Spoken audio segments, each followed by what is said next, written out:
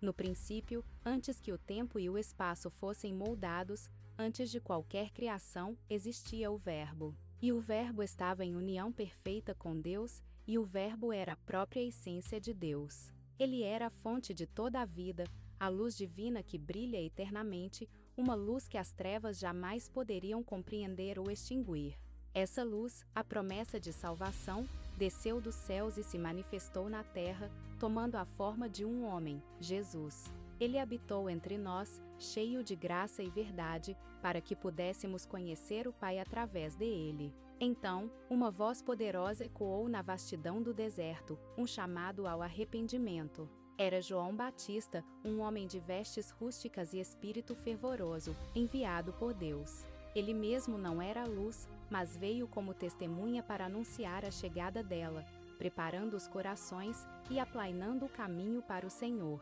Às margens do rio Jordão, ele pregava com paixão, batizando com água e proclamando que aquele que viria depois dele era imensamente maior e batizaria com o Espírito Santo. Um dia, enquanto João pregava, Jesus se aproximou. Ao vê-lo, o Espírito revelou a João a identidade daquele homem. Com convicção e reverência, João Batista declarou ao mundo a verdade que mudaria a história para sempre. Eis o Cordeiro de Deus, que tira o pecado do mundo. Naquele momento, o céu se abriu simbolicamente, e o Espírito Santo, em forma de pomba, desceu suavemente sobre Jesus, confirmando sua missão divina. Ao ouvirem o testemunho de João, 2 de seus discípulos sentiram um chamado irresistível e começaram a seguir Jesus. Um deles era André. Movido pela alegria da descoberta, ele correu para encontrar seu irmão, Simão, e anunciou com entusiasmo: encontramos o Messias. Ele não guardou a boa notícia para si, mas imediatamente levou Simão até Jesus, que o recebeu e lhe deu um novo nome, Pedro, a rocha sobre a qual a igreja seria edificada. Continuando sua jornada, Jesus chamou outros para segui-lo. Ele encontrou Filipe e disse: siga-me. Filipe, por sua vez, encontrou Natanael, que se mostrou cético. Mas Jesus, com seu conhecimento divino, revelou que o havia visto debaixo de uma figueira, antes mesmo que Filipe o chamasse. Completamente admirado com essa onisciência, Natanael superou sua dúvida e confessou com fé genuína: Mestre, tu és o Filho de Deus. Tu és o Rei de Israel. Jesus, então, lhe fez uma promessa que ecoa até hoje, deixando um gancho para o futuro de seu ministério. Você crê porque eu disse que o vi debaixo da figueira? Pois você verá coisas ainda maiores que estas. 2 dias depois, uma celebração de casamento acontecia em Caná da Galileia, e tanto Jesus quanto seus discípulos estavam entre os convidados. Em meio à alegria da festa, um imprevisto ameaçou interromper a comemoração. O vinho havia acabado. Maria, mãe de Jesus, percebendo a situação, aproximou-se de seu filho com um olhar preocupado e disse-lhe discretamente: eles já não têm vinho. Este momento de aparente constrangimento prepararia o cenário para a primeira manifestação pública do poder de Jesus, um sinal que revelaria sua glória de uma forma inesperada e abundante. Diante do apelo de sua mãe, Jesus instruiu os servos que trabalhavam na festa. Encham de água estes 6 potes de pedra, ordenou ele. Os servos obedeceram prontamente, enchendo cada um dos grandes recipientes até a borda. Em seguida, Jesus lhes disse: agora, tirem um pouco, e levem ao mestre de cerimônias para que ele prove. Assim que o mestre de cerimônias experimentou o líquido, seu rosto se iluminou com uma expressão de surpresa e admiração. Sem saber a origem, ele elogiou o noivo, pois a água havia se transformado no vinho mais saboroso, muito superior ao que fora servido inicialmente. Após este evento marcante, Jesus dirigiu-se a Jerusalém para a grande festa da Páscoa. Ao entrar nos pátios do templo, um lugar que deveria ser sagrado e dedicado à oração, ele se deparou com uma cena chocante. O espaço sagrado havia sido transformado em um mercado barulhento e caótico.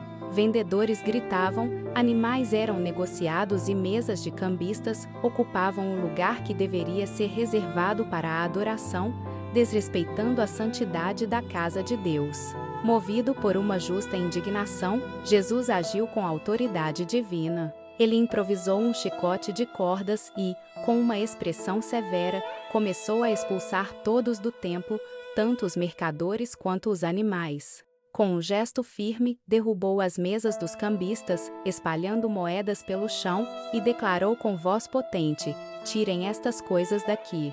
Não façam da casa de meu pai uma casa de comércio." Os mercadores, antes tão seguros de si, fugiram assustados diante da sua ação resoluta. Os líderes judeus, confrontados por essa demonstração de poder, exigiram um sinal que justificasse sua autoridade. A resposta de Jesus foi enigmática e profunda: "Destruam este templo, e em 3 dias eu o levantarei." Ele não se referia à construção de pedra, mas ao templo do seu próprio corpo, prenunciando sua morte e ressurreição. Naquele momento, muitos que testemunharam suas palavras e ações creram nele.